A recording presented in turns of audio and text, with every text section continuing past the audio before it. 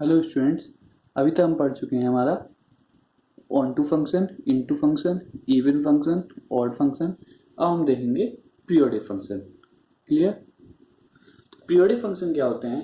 Periodic function वो function है जो एक फिक्स इंटरवल के बाद अपने आप को रिपीट करें, जिनका ग्राफ फिक्स्ड इंटरवल के बाद खुद को रिपीट करे। अगर मैं कोई भी फंक्शन लूँ, उसका ग्राफ बनाऊं, अगर मान लीजिए कोई ग्राफ है, ए लाइन है, इतनी तरह पार्ट है, किस इंटरवल में, यहां से लेकर यहां तक, इस इंटरवल में अगर एक ग्राफ बना रहा है, तो अगर एक फिक्स इंटरवल बाद खुद को रिपीट कर रहा है, कहाँ पे? अगर मैं ग्राफ में एक्स एक्सिस के वाई एक्सिस के आरएचएस या एलएचएस में जाता हूँ और कोई भी ग्राफ अपने आप को रिपीट करता है एक फिक्स इंटरवल के बाद, तो क्या क्या होता है? पीरियोडिक फंक्शन होता है। पीरियोडिक फंक्शन हम किस प्रकार डिफाइन करेंगे? Periodic function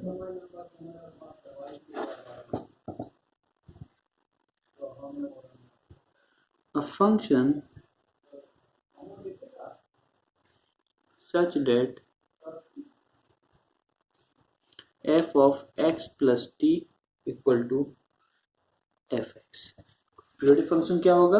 a function such that f of x plus t equal to fx। अगर कोई भी फंक्शन t इंटरवल के बाद, यहाँ पे t क्या है, t इंटरवल के बाद खुद को रिपीट कर रहा है, तो कैसा होगा? पीरियोडिक फंक्शन होगा। और t क्या होगा हमारा? पीरियड ऑफ फंक्शन होगा। क्लियर? टी क्या होगा हमारा? Period of function.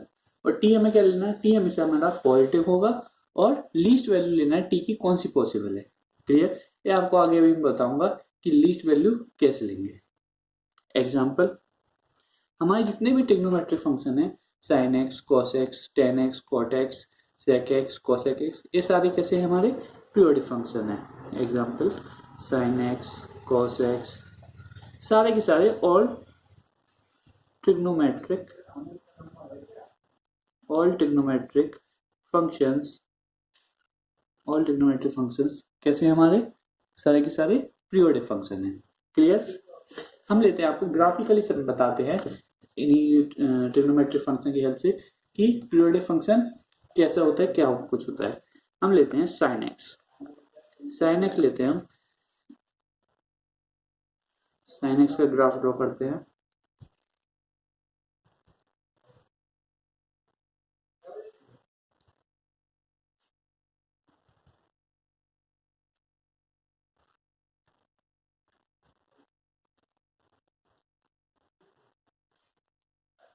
और ये साइकिल दोनों साइड कंटिन्यू रहती है। ये होता है 0, पाई, 2 पाई, 3 पाई, 4 पाई। क्लियर? यहाँ पर माइनस पाई, -2 पाई, -3 पाई और ये पॉइंट -4 पाई। तो मैं अगर साइन एक्स कर्व की बात करूं, y equal to sine x का कर्व ये है। अगर मैं देखूं, अगर मैं 0 से लेकर 2 पाई तक का ग्राफ उठाऊं और उसको फिर से यहाँ पर रख दूं, कहाँ से लिया मैंने? 0 से लेकर 2 पाई तक का ग्राफ उठाऊं और फिर से यहाँ पर रख दूं, तो क्या मिल जाएगा? इस पॉइंट पर रख दूं, फिर मुझे 2 पाई से लेकर 4 पाई तक का ग्राफ मिल जाएगा। कहाँ से उठाया मैंने? 0 से लेकर 2 पाई तक का उठाया और इसी ग्राफ को मैंने इस पॉइंट को मैंने 2 पाई पर रख दूं, तो सेम ग्राफ मुझे यहाँ पर मिल जाएगा। मतलब कि साइन एक्स का ग्राफ क्या हो रहा है? 2 पाई इंटरवल के बाद खुद को रिपीट कर रहा है। तो साइन एक्स का पीरियड क्या हो जाएगा? साइन एक्स का पीरियड हो जाएगा हमारा 2 पाई। क्लियर? क्योंकि साइन एक्स का कर्व क्या कर रहा है? 2 पाई साइकिल पर रिपीट कर रहा है। अब मैंने आपसे बोला था टी हमारा मिनिमम होना चाहिए। टी क्या होना चाहिए? मिनिमम। अब मैं देखूं, अगर मैं 0 से लेकर 4 पाई तक का उठाऊं ग्राफ, अगर ये पूरा 0 से लेकर 4 पाई तक उठाऊं और मैं इस पॉइंट पर रख दूं, तब भी क्या कर रहा है? खुद को रिपीट कर रहा है। सेम का सेम यहीं पे जो 0 से लेकर 4 पाई तक है, वो -4 पाई से लेकर हमारा 0 तक है। तो मैं देख रहा हूं, फिर कुछ बच्चे बोलेंगे साइन एक्स का सर, साइन एक्स का पीरियड 4 पाई होगा। नहीं, साइन एक्स का पीरियड हम 2 पाई लेंगे, क्योंकि हमें कौन सी वैल्यू लेना है? लीस्ट वैल्यू लेना है। अब फिर तो 0 से 2 पाई तक रिपीट कर रहा है, तो 0 से 4 पाई तक भी रिपीट करेगा, 0 से 6 पाई तक भी रिपीट करेगा। तो हम अगर 0 से 6 पाई वाली साइकिल भी उठाएंगे और वो भी कहीं पर रख देंगे, वो भी खुद को क्या करेगी? हमेशा रिपीट करेगी। तो हमेशा पीरियड क्या लिया जाता है? लीस्ट वैल्यू लिया जाता है, जहां पर हमारा ग्राफ क्या कर रहा होगा? खुद को रिपीट कर रहा होगा। क्लियर? सेकेंड एग्जाम्पल लेते हैं, y इक्वल टू 10x का ले लेते हैं। y इक्वल टू 10x का ग्राफ किस प्रकार होता है? 10x कहाँ पर डिफाइन नहीं होता है? 10x हमारा जब cos x हमारा 0 होगा वहां पर हमारा 10x डिफाइन नहीं होता है। i/2 के ऑड मल्टीपल्स पे हमारा 10x डिफाइन नहीं होता है। 0 π/2 माइनस π/2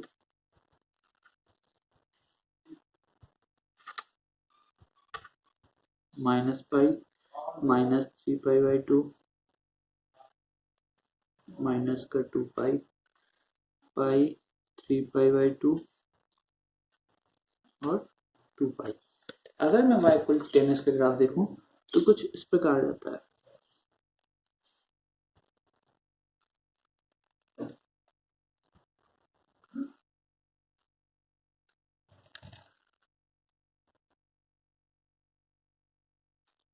इस प्रकार होता है हमारा। तो मैं देख रहा हूँ 10x का ग्राफ अगर मैं किसी भी पाई इंटरवल के ले लूँ, -3π/2 से -π/2, इंटरवल कितना है? इंटरवल है हमारा पाई।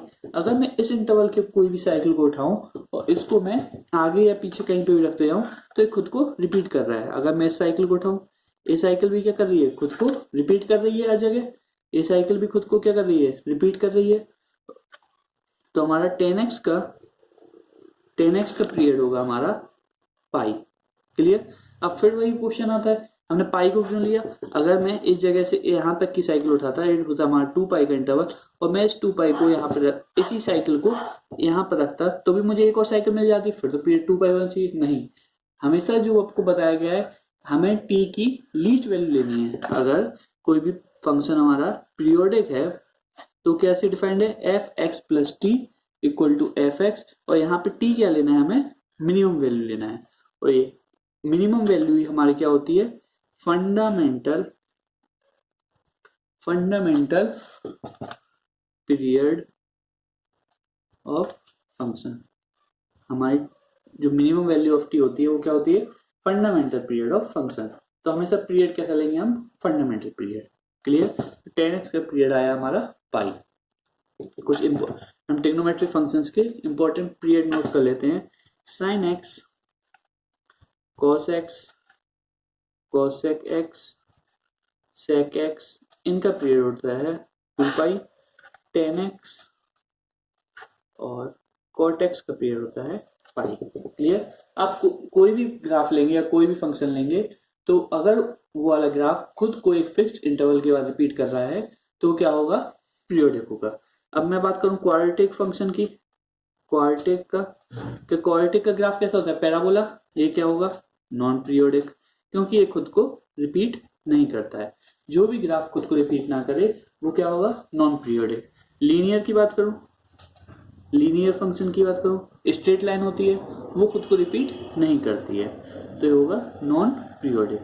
और फंक्शन कैसे रिपीट होना चाहिए? फंक्शन हमारा ग्राफ के LHS, y एक्सिस के LHS या RHS में रिपीट करना चाहिए। हमें x एक्सिस के ऊपर या नीचे वाले, अगर कोई मुझसे कहे ऊपर रिपीट कर रहा है या नीचे रिपीट कर रहा है, वो नहीं देखा जाएगा। हमेशा कैसे देखा जाएगा? ग्राफ हमारा LHS या RHS में रिपीट करना चाहिए। कुछ इंपॉर्टेंट रिजल्ट्स हैं जो हमें पीरियड निकालने में हेल्प करेंगे, उनको नोट कर लेते हैं हम। इंपॉर्टेंट रिजल्ट्स क्या क्या हैं? फर्स्ट है हमारा if f(x) has period t। कोई भी f(x) फंक्शन है जिसका पीरियड क्या है? t है। अगर कोई भी फंक्शन f(x) है, अगर उसका पीरियड t है तो एक कंडीशन में पीरियड ऑफ 1/fx और √f(x) इज ऑल्सो t। क्या कहा मैंने? अगर कोई भी फंक्शन f(x) है जिसका पीरियड t है तो पीरियड ऑफ 1/f(x) या फिर √f(x) का पीरियड क्या होगा, t होगा। क्लियर। बी नंबर पे period of f(x plus k) f(x plus k) k into f(x) is also t। Clear. अगर फंक्शन को अगर मैंने रेसिप्रोकल लिया या फिर उसका अंडर रूट लिया तब भी पीरियड क्या होगा, t होगा।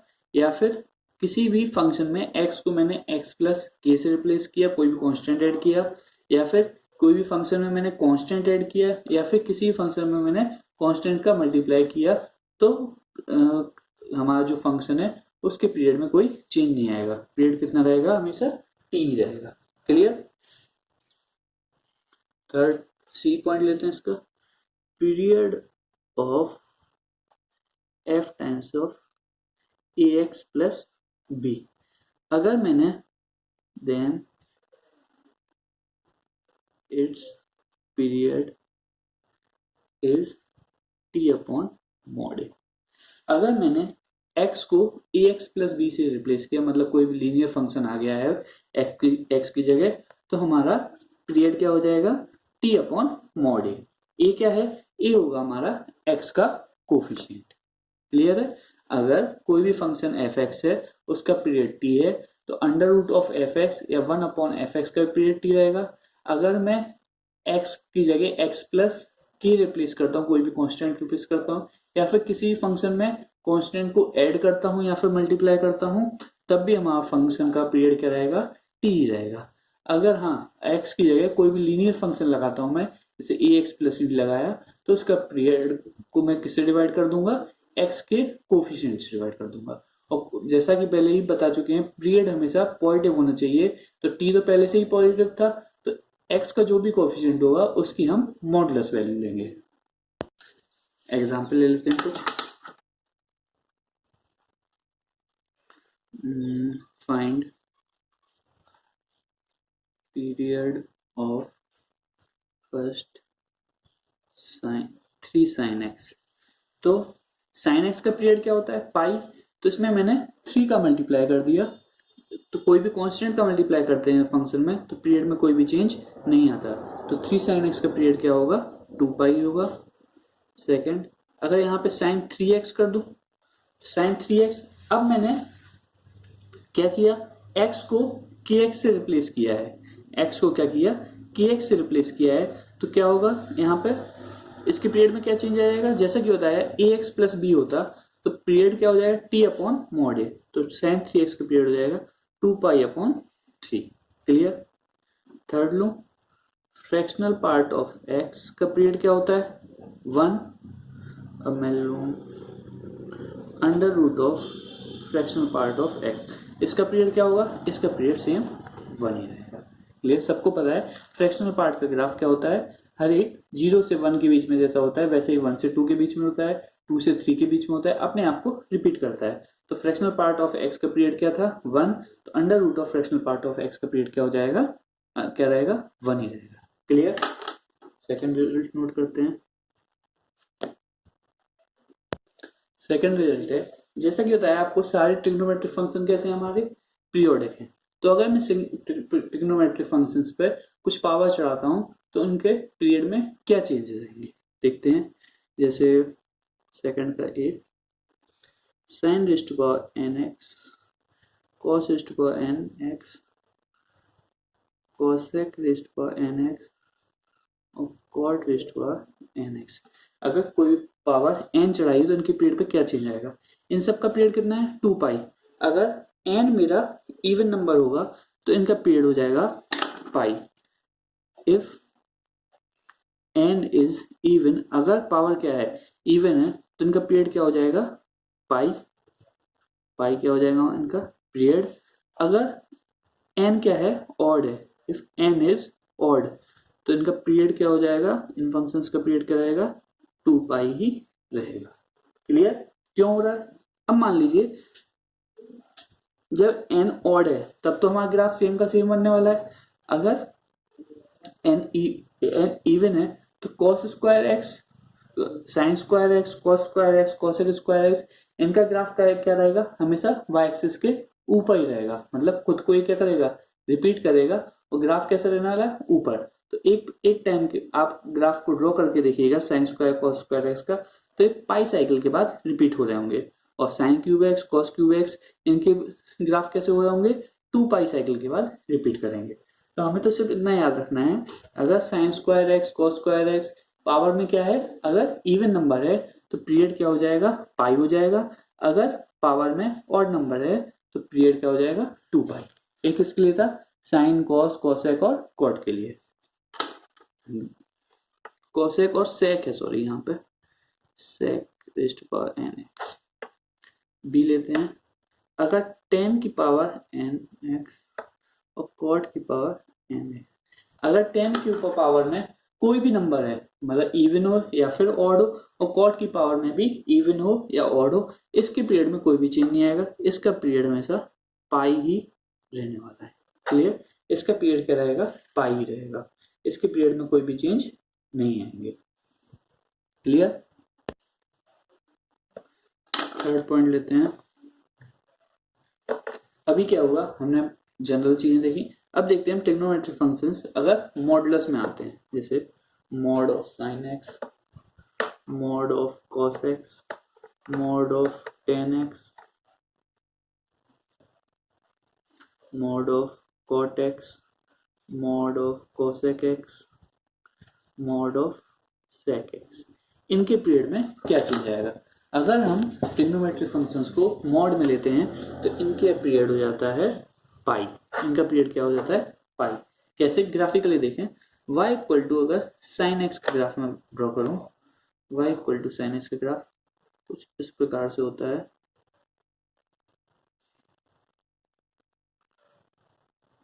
क्लियर, अब मैं y equal to mod of sine x का ग्राफ ड्रॉ करता हूँ, तो आपको ट्रांसफॉर्मेशन ऑफ ग्राफ में पड़ रहा है कि अगर y equal to f x है और y equal to mod of f x का ग्राफ ड्रॉ करना होता है, तो हम क्या करते हैं, ग्राफ जहां जहां नीचे है उसको मैं क्या करता हूँ, ऊपर रिप्लेस कर देता हूँ, क्योंकि y की वैल्यू कभी निगेटिव नहीं हो सकती, और यहाँ से रिजल्ट तो सेम आना है, जो पॉजिटिव रिजल्ट था वो क्या हो गया है, सॉरी जो यहाँ पर नेगेटिव रिजल्ट दे रहा था वो किस में चेंज हो गया, पॉजिटिव में।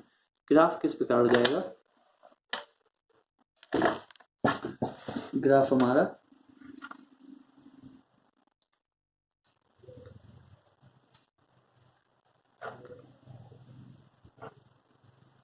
जो पार्ट नीचे था वो क्या हो गया, ऊपर आ गया। यहाँ पे क्या था साइकिल, 0 पाई, 2 पाई, 3 पाई, माइनस पाई, यहाँ पे क्या हो गई, 0 पाई, 2 पाई, 3 पाई, माइनस पाई, माइनस 2 पाई। तो ग्राफ क्या हो रहा है, अब ग्राफ क्या हो चुका है, 0 से लेकर पाई तक खुद को रिपीट कर रहा है। अगर मैं ग्राफ की ए वाली साइकिल उठा लूं 0 से लेकर पाई तक की, और इसको कहीं पे भी राइट हैंड साइड रखूं या फिर लेफ्ट हैंड साइड करूं, तो ये क्या करेगा, खुद को रिपीट कर रहा है। तो अगर मैं ट्रिग्नोमेट्रिक फंक्शंस को मॉड में लेता हूं, mod of sine x, mod of cos x, mod of tan x, सारे फंक्शंस को अगर मॉड में लेता हूं तो हमारा पीरियड क्या रहेगा, पाई रहने वाला है। क्लियर, नेक्स्ट पॉइंट देखते हैं। नेक्स्ट पॉइंट देखते हैं कांस्टेंट फंक्शन। कांस्टेंट फंक्शन का पीरियड क्या होता है। क्लियर, सबसे पहले अगर मैं कांस्टेंट फंक्शन का ग्राफ ड्रॉ करके देखूं, अगर मैं कांस्टेंट फंक्शन का ग्राफ ड्रॉ करूं, एक्स एक्सिस है, वाई एक्सिस है, तो कांस्टेंट फंक्शन की एक स्ट्रेट लाइन होती है। क्लियर, अगर मैं स्ट्रेट लाइन को देखूं तो क्या कर रहा है, अगर मैं यहां से लेकर यहां तक लेता हूं, कैपिटल T1 लेता हूं, अगर इस साइकिल को मैं यहां से लेकर यहां तक इसको रिपीट करता जाऊं तो हमें पूरी साइकिल मिल जाएगी। मतलब पीरियड क्या होना चाहिए, T1। अगर मैं यहीं पे साइकिल छोटी ले लूं तो T2 ले लूं, तो क्या होगा, तब भी ये साइकिल क्या करेगी, इस साइकिल को रिपीट करूं तब भी रिपीट करेगी। अगर मैं इससे भी छोटी ले लूं तो ए वाली साइकिल ले लूं, तब भी क्या करेगी, अगर T3 है तो क्या करेगी, रिपीट करेगी।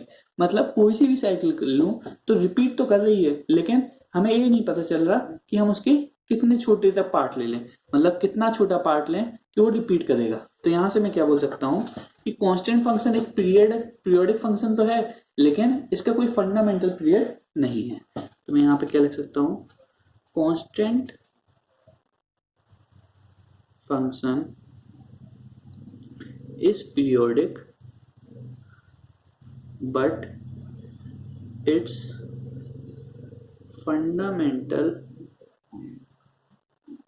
Period is not defined.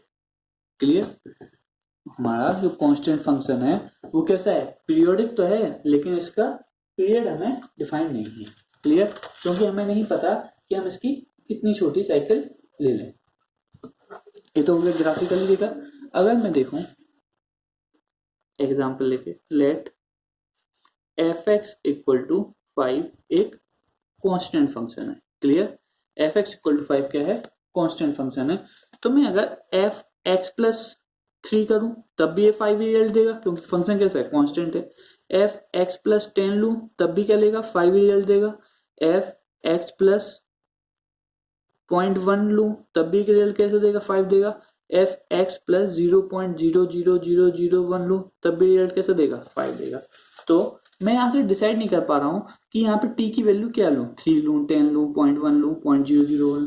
तो यहाँ से इससे भी क्या हम वेरीफाई कर सकते हैं कि रियल वो हमारा जो फंक्शन कांस्टेंट फंक्शन है वो पीरियोडिक तो है पर लेकिन इसका फंडामेंटल पीरियड डिफाइन नहीं है। तो इसको याद रखिएगा, कांस्टेंट फंक्शन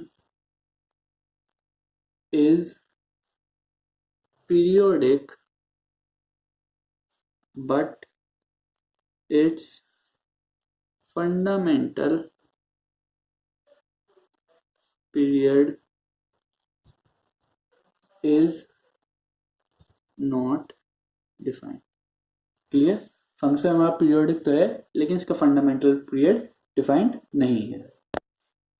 नेक्स्ट पॉइंट लेते हैं हम, फिफ्थ पॉइंट है, late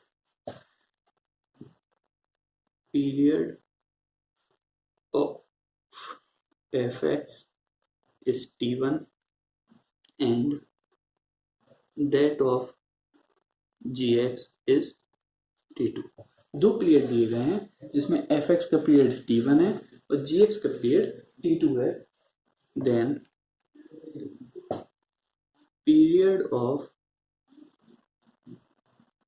fx plus minus gx, fx into gx और fx divide by gx is LCM of t1 and t2।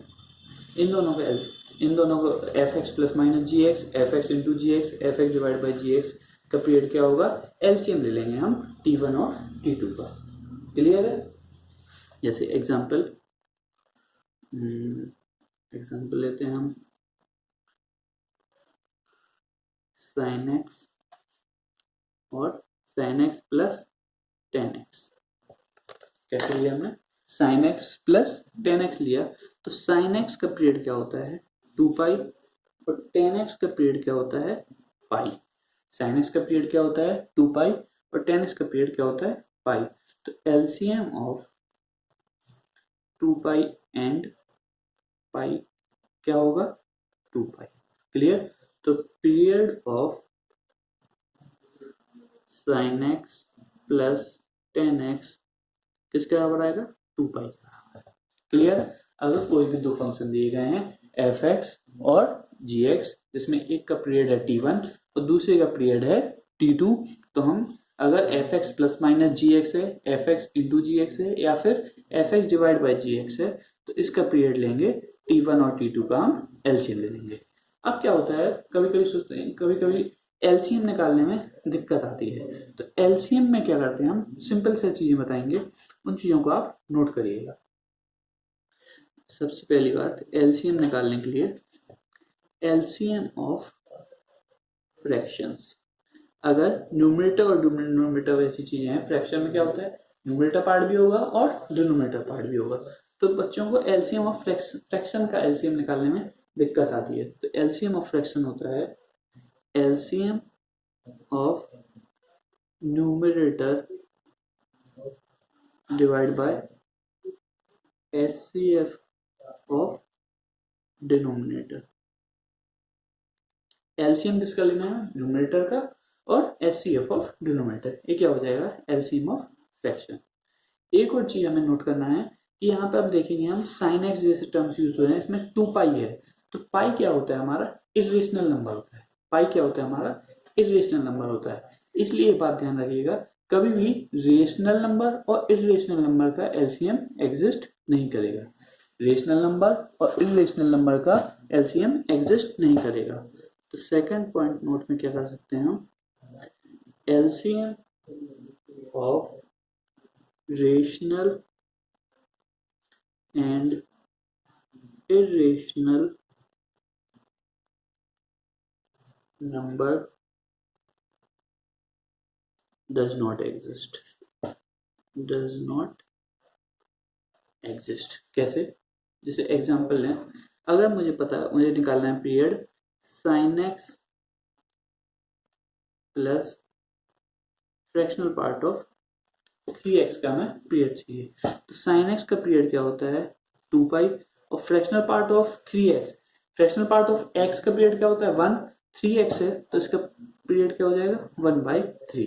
अब मुझसे कोई बोले 1/3 क्या हो गया हमारा? रेशनल नंबर, और 2 पाई क्या हो गया हमारा? Irrational number.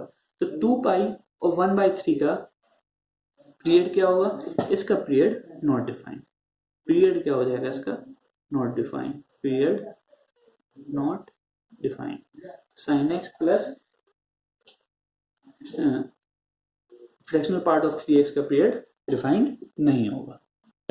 अब जैसे कोई मुझसे पूछे एलसीएम ऑफ 1,√2, 1,√2 का एलसीएम क्या होगा? Does not exist. 1,√2 का एलसीएम नहीं होगा। क्लियर? कोई मुझसे पूछे एलसीएम ऑफ 2 पाई, 3 पाई, 2 पाई, 3 पाई का एलसीएम क्या होगा? 6 पाई। कैसे?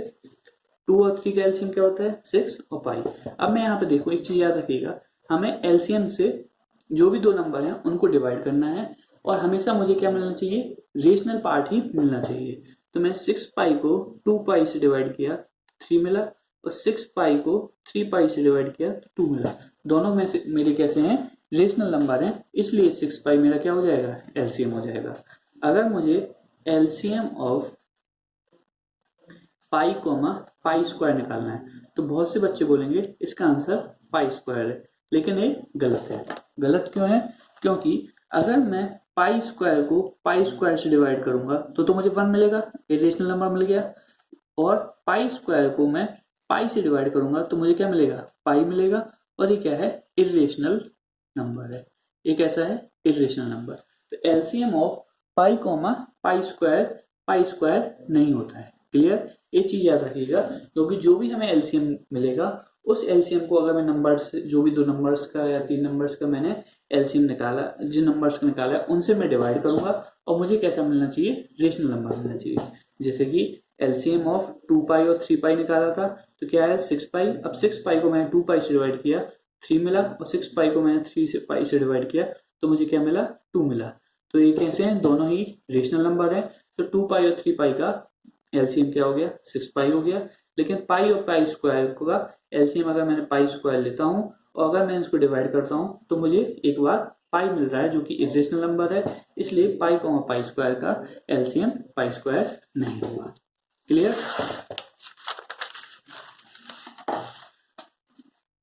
एग्जाम्पल, नेक्स्ट एग्जाम्पल लेते हैं। एलसीएम ऑफ 5/3, 6,8, यहाँ पर 5/2 लेते हैं, 6,8, 1/4। क्लियर? तो इसका एलसीएम क्या होगा? तो हमें क्या करना है? एलसीएम ऑफ फ्रैक्शन में क्या करते हैं हमेशा? LCM of numerator, LCM of numerator और HCF of denominator, highest common factor of denominator. LCM क्या होगा? 5, 6, 1 का हमें क्या लेना है? एलसीएम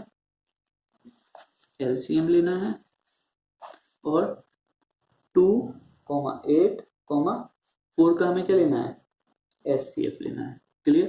तो 5, 6, 1 का एलसीएम क्या होगा 30, 2, 8, 4 का एचसीएफ क्या होगा, 2, तो क्या आएगा 15 हमारा एलसीएम आ गया किसका, 5/2 का, 6/8 का और 1/4 का हमारा एलसीएम क्या आएगा 15। क्वेश्चन लेते हैं, find LCM of 10 3x plus cos 2x cos 3x plus 5। ठीक है, हमारा क्वेश्चन है find LCM of 10 3x plus cos 3x plus 5। तो हमें LCM किस निकालना है, 10 3x plus cos of 3x plus 5। तो 10 3x का एलसीएम क्या होगा, 10x का एलसीएम होता है पाई, तो 10 3x, x को kx से रिप्लेस किया गया तो पाई/3 होगा इसका LCM, plus cos 3x plus 5 का cos x का एलसीएम होता है हमारा, cos x का एलसीएम होता है 2 पाई, x को 3x प्लस 5 से रिप्लेस किया गया है तो 2 pi divide by 3। Clear, 2 pi divide by 3। तो हमें क्या मिल गया है, हमें इन दोनों का एलसीएम निकालने के लिए किसका एलसीएम लेना पड़ेगा, एलसीएम ऑफ पाई/3 और 2 पाई/3।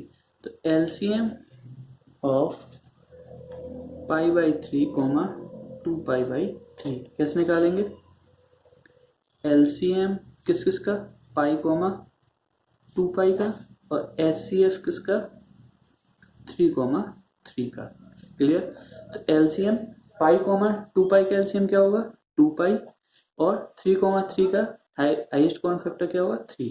तो tan 3x plus cos 3x plus 5 का प्लस cos 3x प्लस 5 का पीरियड क्या हो जाएगा हमारा